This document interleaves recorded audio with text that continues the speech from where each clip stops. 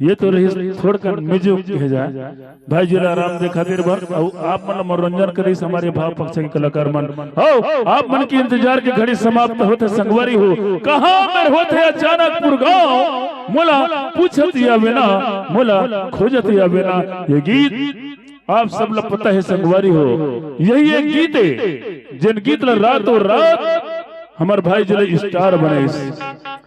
प्रेमानंद चौहान जी स्वर सम्राट प्रेमानंद की उपाधि मिली ये कहां मेरे होते अचानकपुर गांव मुला पूछत या बिना मुंगेरी शहर से गंगा के मेला मुला तय घुमेला बिना ये गीत रातों रात भाई जिले स्टार बने आज छत्तीसगढ़ के अलावा सब कोना इला ये गीत जानते और सुनते वही गीत और संगीत लेके सादर ये सुखा ताल के पावन धरा में पहुंचे हैं संगवारी हो तो भाई जिला बलाथन और सुनता ने मजेदार गीत बिट्टी मरकाम की आवाज और संगे संग भाई प्रेमानंद जी की आवाज में सुनतन कहां में होते अचानकपुर गांव मोला पूछत या बिना मोला खोजत या बिना।